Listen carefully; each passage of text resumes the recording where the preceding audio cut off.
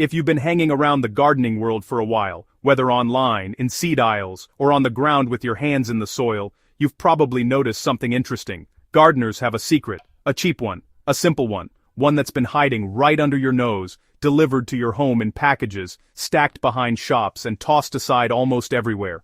That secret? Cardboard. Yes, ordinary, everyday cardboard. But don't let its simplicity fool you. Across gardens, big and small, from balcony beds to sprawling homesteads, cardboard has quietly become one of the most powerful tools for boosting soil health and increasing harvests. Today on Soil Stories, I'm pulling back the curtain to show you exactly how gardeners are using this humble material to unlock richer soil, healthier plants, and more abundant yields. Let's dive in. Before we get into the techniques, let's talk about why cardboard works so well. Cardboard is essentially processed plant material, fibrous, carbon-rich organic matter that breaks down beautifully in the soil. Earthworms love it, microbes feast on it, weeds hate it. And gardeners? Well, we're discovering just how much this one material can transform a garden when used strategically. The beauty of cardboard lies in how it interacts with soil life. As it breaks down, it provides carbon, a crucial balance to nitrogen-rich materials like kitchen scraps, manure, or green plant matter. This carbon helps build long-lasting soil structure, improves moisture retention, and supports a thriving ecosystem beneath the surface. Now let's get into the practical, real-world applications, because this is where the magic happens.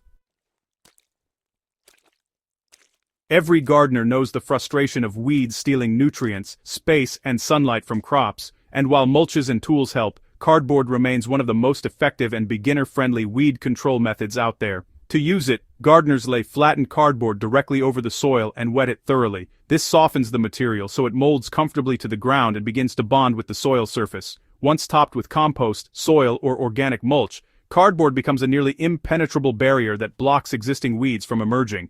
At the same time, it keeps the soil soft and moist beneath it. The result? Instead of constantly battling weeds, you focus your energy on nurturing your crops. Over a few months, the cardboard breaks down, feeding the soil and leaving behind a beautifully loose bed that's a dream for planting. It's no wonder this technique, often called sheet mulching or lasagna gardening, has become a favorite in quiet corners of the gardening world. Starting a new garden bed usually means digging, clearing, cutting roots, removing grass, and endlessly battling weeds. But gardeners using cardboard know a shortcut. Using cardboard as the base, you can build a brand new bed on top of almost any surface. Grass, compacted soil, or even old gravel paths, cardboard gives you a fresh start without breaking your back. Here's how it works. First, gardeners lay down cardboard thick enough to block light but breathable enough for soil life to move upward. Once it's in place, they add compost, manure, dried leaves, or any available organic matter. The layers mimic nature's own forest floor, where materials break down slowly and become rich, crumbly soil.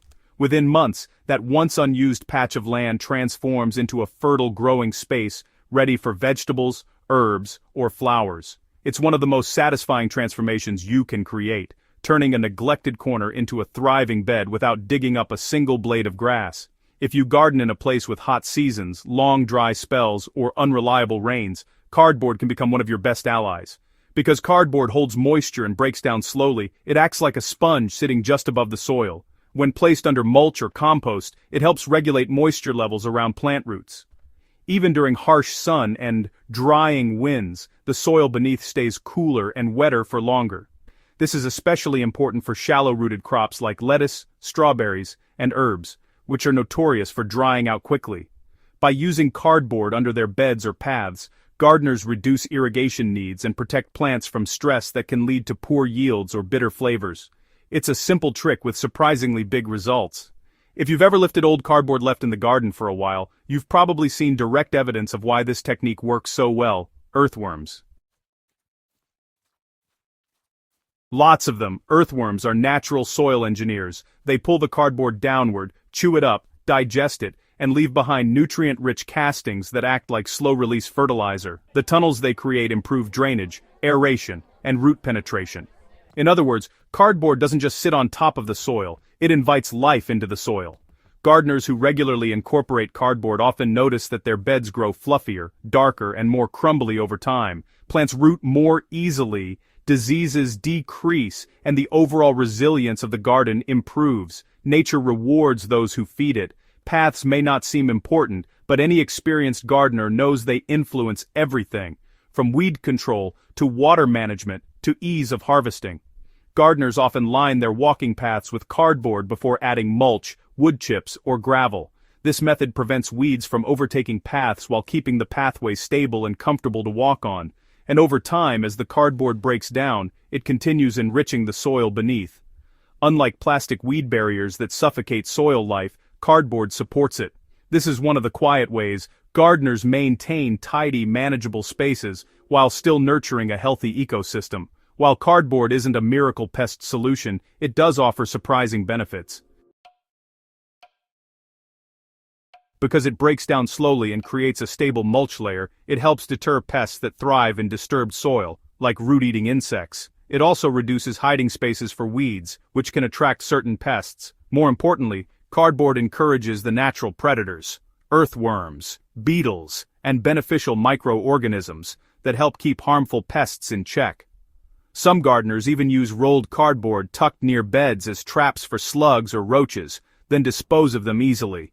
It's a chemical-free strategy that aligns with sustainable gardening values.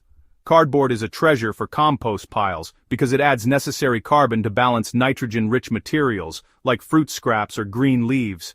When torn into small pieces and mixed well, cardboard speeds up the composting process by helping maintain healthy moisture and airflow.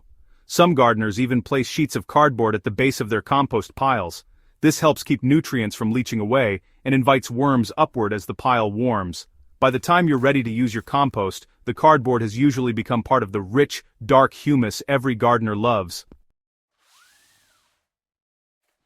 Cardboard may be ordinary, but in the hands of gardeners, it becomes a powerful tool. It transforms soil, suppresses weeds, conserves water, boosts harvests, and supports healthy ecosystems, all without costing a shilling. If you've been overlooking those boxes piling up at home, it might be time to see them as part of your gardening toolkit. Try incorporating cardboard into your beds, paths, compost, or mulching routines and watch the soil and your harvest change before your eyes. And if you found this guide helpful, don't forget to subscribe to Soil Stories and share this resource with a fellow gardener. Let's keep growing, learning, and transforming our gardens together.